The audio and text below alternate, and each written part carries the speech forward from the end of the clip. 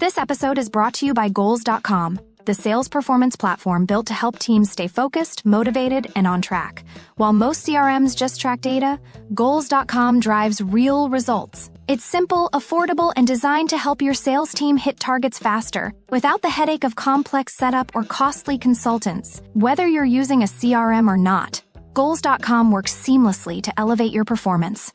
Book a fun, fast demo today at Goals.com. Welcome back to the Goals.com podcast, the show where we dive into what truly drives sales performance at the highest levels. Today, we're joined by Dion Travagliante, Director of Sales at Maccabicus. With a career spanning SaaS, financial services, and enterprise sales leadership, Dion has built a reputation for driving results in some of the most demanding industries. From scaling revenue at AlphaSense to leading teams at WealthX and now helping financial firms be more productive with Maccabicus, Dion brings a wealth of real-world sales insights. Dion, you ready to get into it? Let's do it. All right.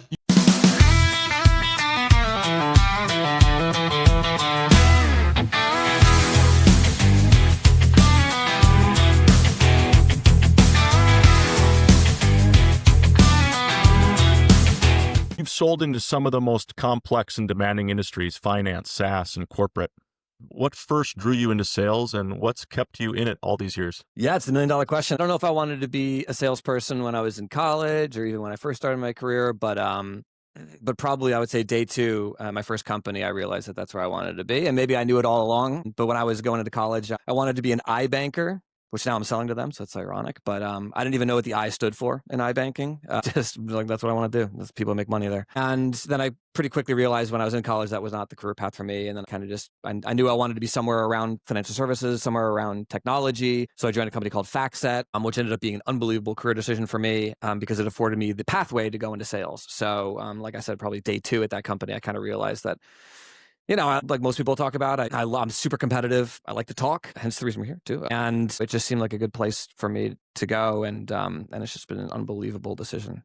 I love it. I love it. You've held leadership roles across major firms and startups. How has your sales approach evolved as you've moved between those different environments? I think when you get into sales, you think you're always kind of pitching people in a way, like you're selling, and I need to just have the perfect distilled message, or I need to be this, I hate to use the term, but like slick oil salesman in a way. And the more that I've been in sales, the more I realize it's kind of like analogous to a doctor in a way, but it's just very, very consultative. So like when you walk into a doctor's office, the first thing they ask you is like, why are you here? What seems to be the problem? What's wrong with you? And that's kind of what sales is, right? Think about an inbound lead. If somebody says, hey, I saw this and I'm potentially interested in what you guys are doing. It's like, well, why did you reach out? What you're trying to find really is the pain point, obviously. And so now when I talk to teams, my team in particular, they're probably getting sick of hearing this, but I hammer discovery because it's the only thing that matters in the sales process, in my opinion. If you do proper discovery, the rest falls into place because all you're doing is regurgitating back why they want the product that your service that you sell. And so it's all about discovery. And so that's, I think, the thing I probably didn't know at all maybe when I joined sales, but now I'll say it to anybody who's listening, like that's the most important part. And so the more consultative you can be, the more you go in without a preconceived idea of where you want to take a prospect or an existing client, the better off you'll be. I shudder when I hear people use the word pitch. Nobody likes being pitched. Like, I just talk to me as a human. And so I think that's the thing that I've learned so much about since I've been in sales. And it's partly because I'm in a consultative kind of sales process. It's a large scale sale with a long sales cycle and a subscription-based sales motion where you still have a client at the end of the day after you sell them. But still, that's the most important thing to me at this point. What's one career-defining moment that you realized I'm built for sales? Maybe the first deal. I don't know. I think maybe there's no like one career-defining moment. I will say when I joined FactSet and then I got into sales, so I started in like a consulting role of sorts, but it was basically a modern CSM, but they didn't call it that back then. And so when I moved into sales after basically do 2 years in that kind of role at FactSet, and then you move into a different role. And so I moved into sales. We went to the sales boot camp, I guess they had internally. And one of the things they had us do is pick 10 prospects, 5 or 10, and cold call them, like go into a room and cold call them. That was part of the boot camp. And most people, maybe they didn't even make the cold call. I don't know, but I did. And I got somebody on the phone, which was shocking to me. And I think it was literally my first call. And it may have been the worst cold call of my entire career. Everything that could have gone wrong went wrong. And yet he still accepted the meeting. At least I was smart enough to ask for the meeting.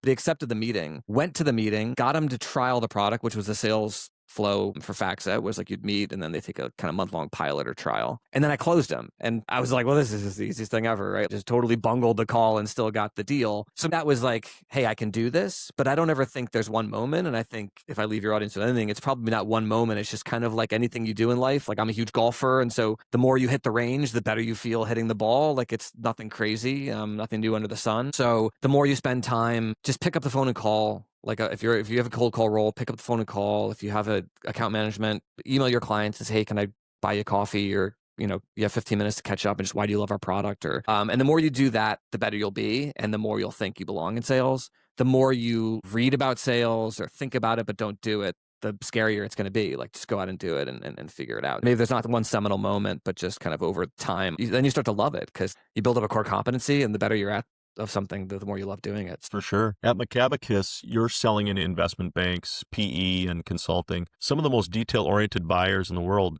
How do you approach consultative selling with clients who expect perfection? It's a great question. One is like you have to genuinely be curious. Like I said, initially I go into calls with no preconceived notion. I go into calls like, what's going on? Tell me about your business. We sell productivity software, productivity and brand compliance software. So I ask questions maybe around that vein, but maybe not. Just like, hey, what's going on with your business? And tell me what you're doing and what's your role. And so naturally curious for sure, because I think they can sniff out if they're, the more meticulous and the more type A or whatever kind of framing you want to use for the buyer and the persona, the more they can smell when they're being sold. Like they're very smart people and they're not only just intelligent and hardworking, but they have a pretty high EQ, that audience. So you definitely don't want to try to sell them. That's number one. And then I think it definitely behooves sellers to know the industry that they're selling into, their lingo. If you can use their lingo, you can talk the way they talk, even better. Like then they think you're one of them. It's like the Wolf of Wall Street, like one of us. It's kind of the way.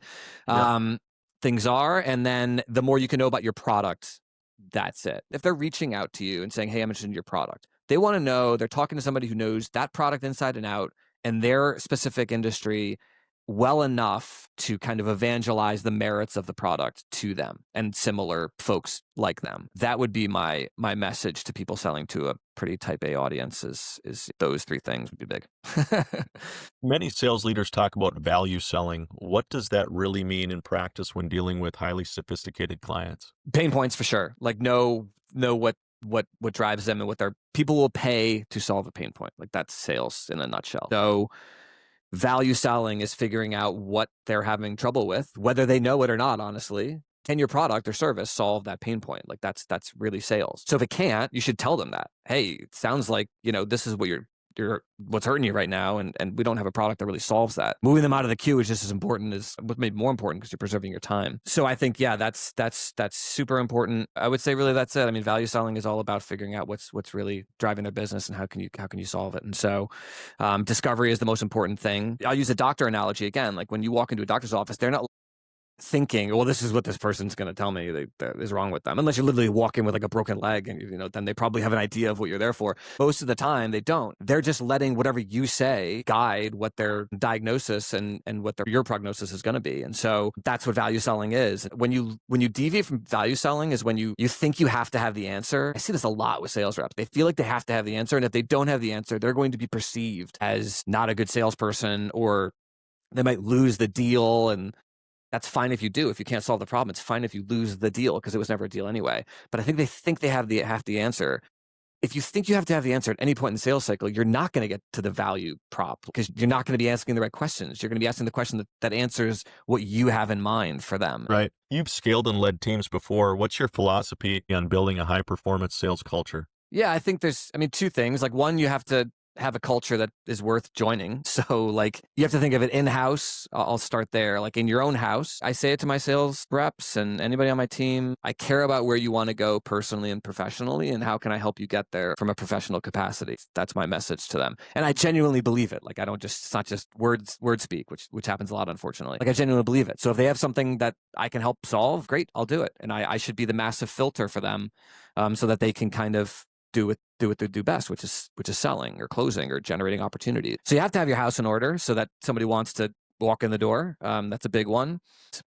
It's not, in my opinion, not too complicated. That really is it. Just make your people happy and focus on what matters. And then as far as the people that you want to join, so that the house and the party or the family or whatever's in the house stays all copacetic, is you want people that want to be there, want to hustle, want to work hard, kind of the things you probably see a lot on, LinkedIn, the sales influencers that talk about, but people that don't have a lot of ego, and people don't make it about themselves, people who want to be part of a team and buoy that effort, people who share things like, hey, I just, I had a call with this and they had this specific problem. I'd never heard this before, thought it was interesting. I think people who think outwardly about others, those people tend to work out well. And then I love hustle, I love grit, I love competitiveness. And so that's what I look for in people. And so when I'm bringing somebody in, that's really what I want to focus on. I'm not a resume stalker as much. What's inside of you is kind of what matters. And I think that if you think that way, when you're hiring and bringing somebody into the house, you'll tend to build a good culture. If you almost go against your gut in a way and be like, well, this person has all this like credentials or whatever it may be, you then will circumvent the most important thing, which is what's this person made of? Because that's what they're going to be like when they join. The resume doesn't matter when they join. If you think more about kind of what they are at their core, you'll bring good people in and you'll continue to have a good sales culture. I like that. What advice would you give sales leaders who are not trying to, or who are trying to balance hitting aggressive targets while still developing their teams? I go through this personally myself. I definitely do. You don't want to have your team be nervous. You don't want to have your team feel like that's all it is you're pressing them for deals. You're moving. If they say, hey, I'm forecasting this to close in September, and you're like, I'm going to forecast it for August. That tends to happen when you're trying to hit numbers. And that I think is really, really bad because nobody wants to be in a culture like that. And so I think part of being a leader is managing up and down. Like, how do you forecast accurately to the powers that be? Whatever that power may be, because that ultimately goes all the way to the board, whether you're public or private. And so how do you forecast up in a way that doesn't put your team, when you're looking down, in a precarious position where they have to close things that they're telling you that they're not forecasting to close? I think that's a big thing. And similar to the hiring, if you go against your gut and say, I'm going to forecast this number because I want to give a good number, and you're going to put yourself in a world of hurt. And honestly, the leader would pass the buck onto the team, which is then you're just dead. Talk about like the worst culture ever. So what I do is I try to forecast. I've garnered the title at multiple stops now, sandbagger, which I'm not on the golf course, but I am in the sales world, because I'll forecast and I'll kind of hedge. I think it takes a little bit of moxie to do that at the outset, because you get questions like, wow, I see this deal and that and this, and you really should be here. But I do that for a reason. And then I can always tick up my forecast intra-quarter as we get closer and closer and I have more. But it's so opaque. And so forecasting is really an art, not a science. As a sales leader, the last thing I'll say is if you know the deals inside and out, the ones that'll materially move the needle. I mean, our average deal size right now at Maccabicus is in the, let's call it $3,000 to $5,000 range, but we have hundreds of thousands, deals that are hundreds of thousands of dollars. And then we have deals that are, obviously much smaller, and it's a very, very volume-based kind of thing. So I know really inside and out the deals that are material, the 5,000, 10,000 and above deals. So if you know that, you can pull 3 of them out of your forecast that are potentially going to close and give, so that kind of thing. So that's very, very important to leaders. But don't ever lose your team. Then you've lost. Then you're the Glenn Ross style, where they all hate you. How are you going to run a team with your team just thinking you're throwing them under the bus? Coffee's for closers only, right? Third place is your fired. You've sold complex SaaS platforms and data solutions. How do you simplify your message so decision makers quickly understand the value? That's a good one. I think it's value-based selling. Discovery is where it's at, honestly. I'm literally all discovery. I call them like the disco doc. That's me. It's just all about, if you can figure out what's moving the needle, that's it. I'll just use an example with our current product. So one of the big things that we solve for clients is the ability to port over data and tables and charts from Excel into PowerPoint, but have that data dynamically linked. So every single quarter they can go back and refresh that data, and boom, my entire PowerPoint presentation that I send out to an investor or a client or a board is updated with this quarter's numbers. It's a massive pain point for people who are doing it manually. If we find out, hey, how often do you spend in doing that? Let's talk about how many times a quarter that's in a deck, how many decks are, whatever the questions you're asking to get to the root pain point. Okay, and how many, and you're doing that manually now. Yeah, so then that takes us hours and hours and hours. Great, we can remove that from your life, essentially, and you can reroute that to more accretive energy and efforts. The more you spend thinking about features and the minutiae of features and all the things that you can do and this and that and blah, that's when it gets too complicated and you've lost people. Because what are you talking about? I don't even know. It's just, what is their problem? And here's the answer. And so it doesn't matter what product you sell, honestly. Like if you sell AI now, which means something different to everybody. But what's the root cause of AI? Well, I want to be able to generate more actionable intelligence from all of these kind of disparate data sources, or I want to expedite some like menial processes. Really, that's just productivity and decisions that are going to make money. And so when you talk in those terms, despite the fact that that product you're selling with all of the features that come with AI could be so complex, that's all they're trying to solve. I just talk in those terms and you're gravy. In your experience, what's the most common mistake reps make when selling into financial services firms? Think like the thing we talked about when you asked about what do you have to have to sell into that audience. If you don't have it, you're going to have a hard time. So we sell into investment bankers are our kind of core ICP. And then from that, we also have private equity, venture capital, investment banking, advisory firms, buy side to an extent as well with, PE, like I said, and VC and some hedge funds. So that's our audience. They're very, very, very smart. Very, very, very smart. Oh, you have to have a pretty compelling message. You have to be pretty concise. You have to have some thick skin. I will say that. That's for sure. But I think anybody in sales has to have thick skin. I've been around people who a client will like reschedule a meeting 20 minutes before and they'll flip their lid. You're not going to be in sales very long if that's driving you up a wall. So thick skin for sure. And then it really boils down to, do you know their world? So if you're a junior banker, you're building financial models to value companies and you're building pitch decks and you're building decks. So whether it's used for, trying to pitch a client or whether you're, working a live deal or whatever it is. But that's really it. And that's where they live day in and day out and day in and day out. And they stay from, 10 a.m. until 2 a.m. That like they get into the office 9, 10, whatever, stay until 2 a.m. If it means them going home at midnight or 11:30 because they're more productive because they use Maccabicus, that's the greatest thing in the world. So it depends on who you're talking to. I would say that's the other thing. Know who you're talking to and know what message is going to Actually, that's super important for this audience, but every audience. If you're talking to that junior analyst, hey, we can make you more productive and you can get home at midnight. Or you can go have a drink, after work. And bars are open in New York 24/7. So you can go have a drink and then go home as opposed to get home at 2:30 or 3 o'clock. So that matters to them. But that doesn't matter to the managing director as much because they're like, I haven't had that problem for 15 years or whatever. So, but the quality of the deck that they use to go meet with clients does. And the brand that they have at that investment bank does. And if there's any reputational risk of that brand, that's massive. So you just have to know the audience you're talking to and know the message that's going to resonate. Sales can be a roller coaster. What habits or practices have helped you stay resilient and consistent through the cycles? Yeah, that's a good one. I would say not marrying yourself to like an outcome is a big one. You have to almost expect the unexpected. That's so cliche, but it's true. Again, I go in with no preconceived idea of where I want to take a prospect, and I have no preconceived idea of how they're going to react. I think that just helps me to kind of in a way, you have to be a psychologist also in sales. So the more you are interested in that, like, why is this person saying that, as opposed to taking it personally or not understanding there may be ulterior motives or there may be a reason they're saying what they're saying. I think that's it. And if you can just roll with things, life will be better, because sales is not for the faint of heart. That is for sure. Because I've seen people that are just flabbergasted when a client reschedules. I've had clients I've been sitting in an office and the client just never even shows up. And then they're like, oh yeah, he didn't even show up today. And no notice, and that I don't get mad. I'm just like, it is what it is. I'm not going to do things. I wouldn't do it differently. So you just got to expect the unexpected, and life will be much better, because sales, you're going to meet a lot of characters.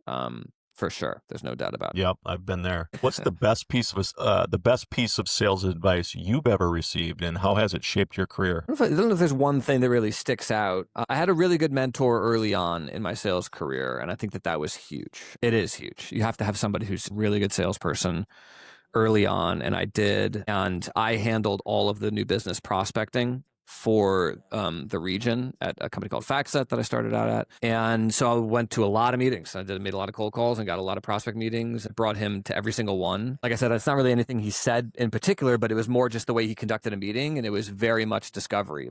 First of all, he also went in without a notebook. Like, I rarely see that. Or like, now I guess people just bring iPads or their computer and they type up notes, but he just went in like, I'm meeting somebody and I want to learn. And he was very smart. I've adopted that, honestly. I very rarely take notes. Like, if there's some follow-up that I really need to do, maybe I will. But I'd rather just listen and be 100% committed into the meeting as opposed to taking notes, because you kind of check out when you're writing notes. People don't want to admit it, but you may be missing inflections or you may miss things, and you're always thinking about your notes, and body language and all that stuff matters. Anyway, so I don't know if there's one piece of advice, but he did teach me that stuff, and really just being a true person in a meeting. And so maybe that's the kind of salient takeaway from all of that I think resonates with me, is that just be a person in the meeting. So you're meeting with another person, and it's super important to think that way. Like, I have sales reps that will join early on in careers, and they think they have to be this business persona of like very tight, I speak like this and I write like this, and they see me go to a meeting and I'm like, how's it going?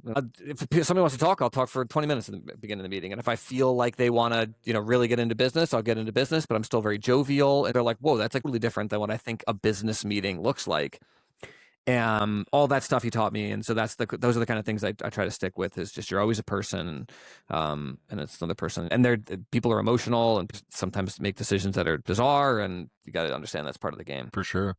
You've worked in both corporate and entrepreneurial environments. How has being a founder influenced the way you now lead and sell? I mean, you understand how important people are. That's for sure. Like, I think everybody knows, and everybody's seen sales teams, that you have one person that just hits 300% a goal, and the other people with similar, I'll say, probably that person has a nice book of business or nice territory or whatever, but similar kind of toolkit, and they hit 120% a goal or 140% a goal. Individuals matter a lot.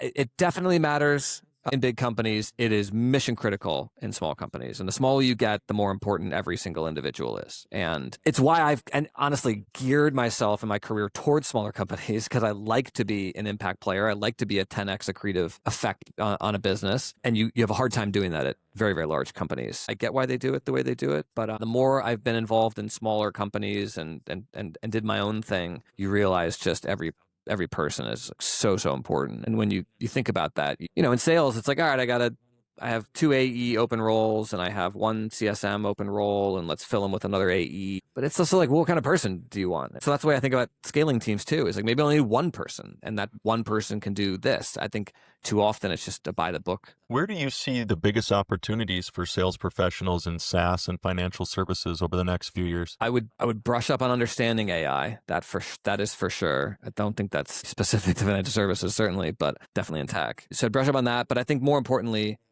I'm a true believer in not using AI, honestly, or ChatGPT for sales motions. Like, if you're writing an email to a client, please don't use ChatGPT. Like, write it and think about like why you're writing what you're writing. Like, it's great for a lot of things, but I would say brush up on that. And then more importantly, I really think the reason you hire salespeople, if we're talking about like closing salespeople, we'll leave like prospecting out of this, which is an area where I do think AI can help. Closing salespeople. Discovery is really it. Technology is kind of eliminating a lot of the periphery stuff that I think salespeople think they need to do. And the only thing that's left is you're human, and AI is robotic, or it's a computer. And so you need to be a human. And that's like figuring out what makes people tick, and what's going to drive the decision, and what lever you need to pull to potentially expedite the deal, and figuring out, if the champion you have is kind of dragging you along, is this a real deal? Like, those kinds of things are human elements. And I think if you can really understand that part of the sales process, you'll always be in vogue. And then I'd say become, like I said before, specifically in financial services or whatever industry you're selling it to, just become an expert on it and be interested. I think it was a great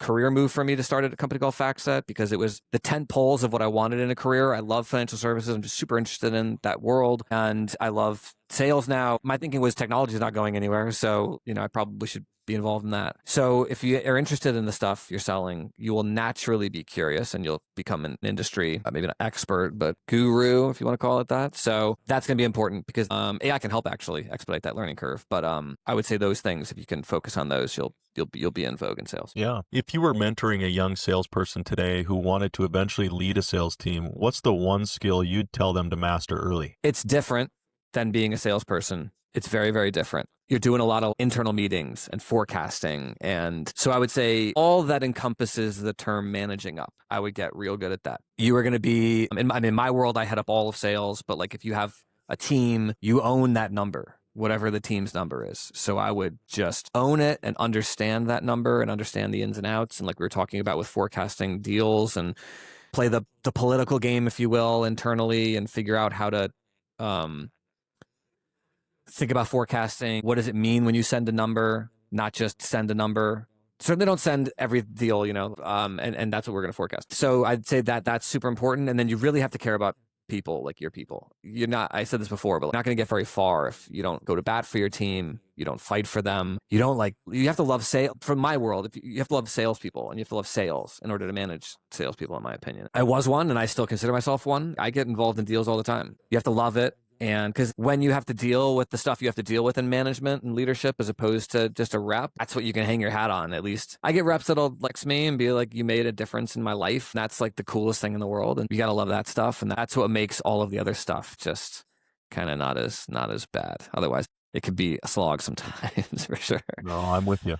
Yeah. So that's a wrap on today's episode of the Goals.com podcast. Huge thanks to Dion for sharing his journey and practical advice on selling complex solutions, building trust, and leading sales teams to success. If you found value in this episode, be sure to subscribe and share it with your colleagues who's looking to level up in sales. Until next time, keep learning, keep closing, and keep hitting your sales goals. This episode is brought to you by Goals.com, the sales performance platform built to help teams stay focused, motivated, and on track.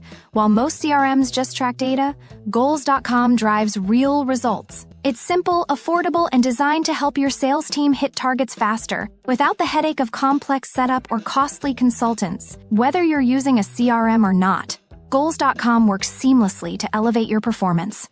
Book a fun, fast demo today at Goals.com.